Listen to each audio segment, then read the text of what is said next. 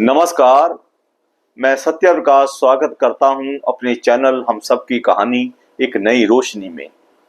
आज का मेरा टाइटल है हमारी सच्चाई। हम क्या हैं।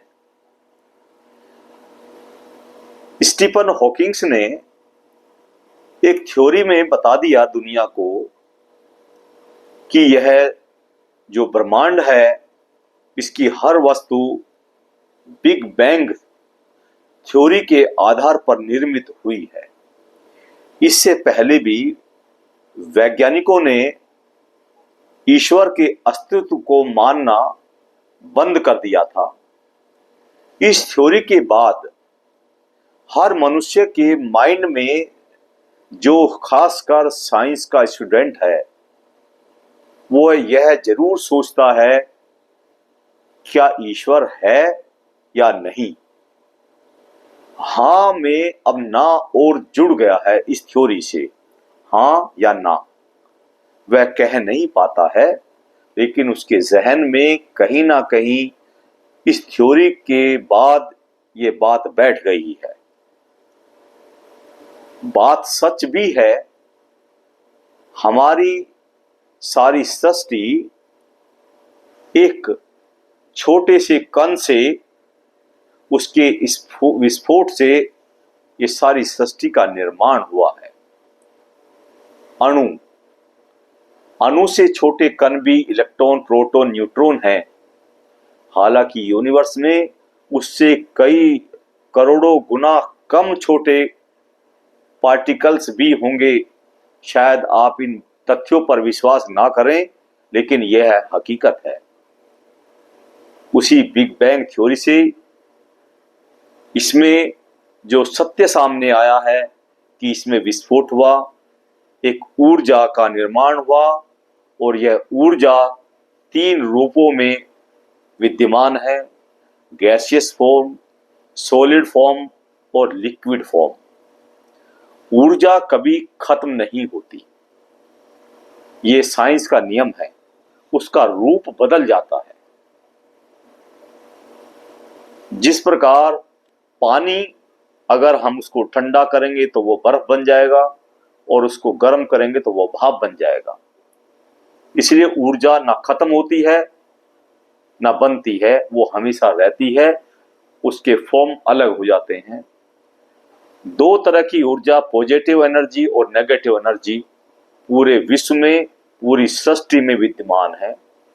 इसको समझने के लिए अगर आप एक गड्ढा खोद रहे हैं, एक तरफ गड्ढा हो जाता है, दूसरी तरफ मिट्टी का ढेर लग जाता है।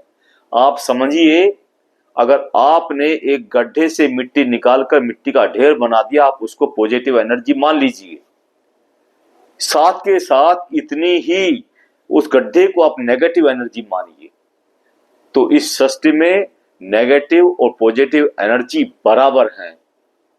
अब ये आप पर निर्भर करता है कि आप अपने अंदर पॉजिटिव एनर्जी को नेगेटिव एनर्जी के से अपेक्षा ज्यादा रख पाते हैं या उससे कम रख पाते हैं।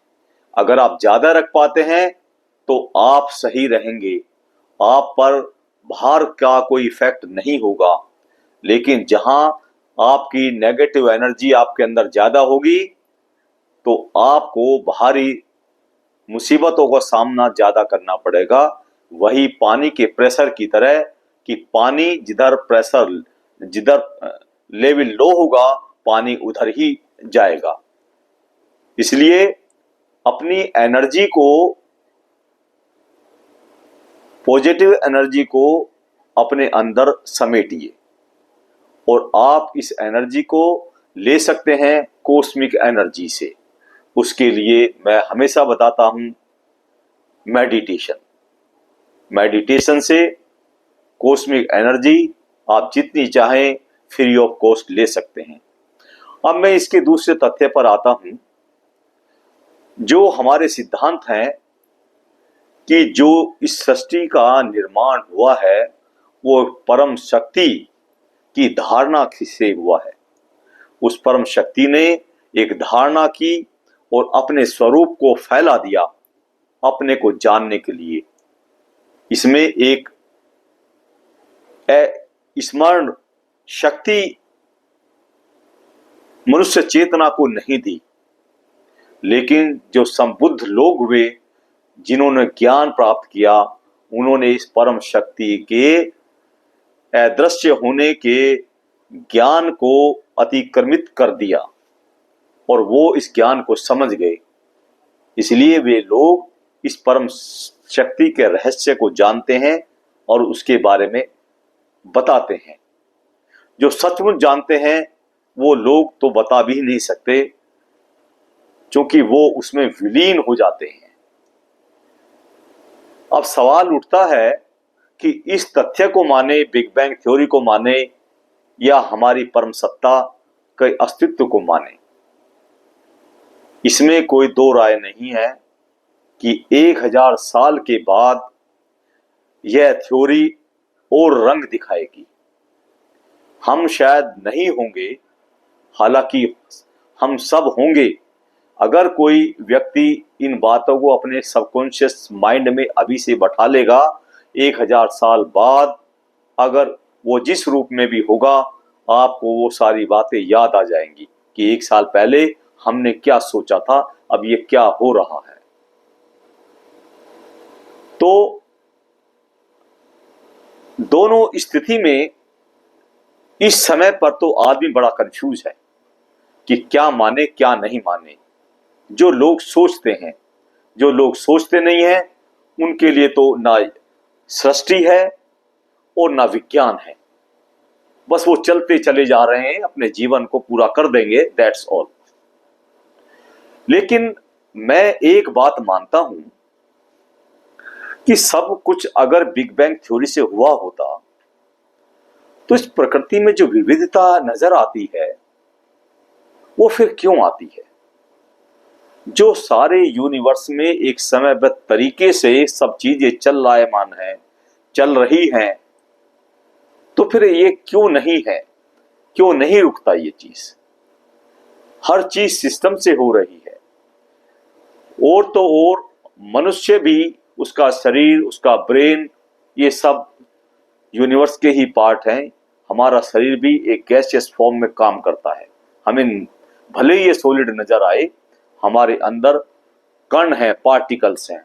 आपने देखा होगा धूप के अंदर ये छोटे छोटे पार्टिकल्स, अगर ध्यान से देखते हैं तेज धूप में, तो ये एक तरंगों के रूप में नजर आते हैं।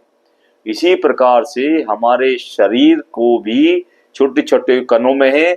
अगर इसको ध्यान से देखा जाएगा एक मेटल केस में, तो इसके अंदर भी तरंगे हैं, वेव्स हैं। जिस प्रकार से यूनिवर्स में वेव्स रहती हैं ऊर्जा की, इसी प्रकार हमारे शरीर में भी वही वेव्स हैं, वही फ्रीक्वेंसी है।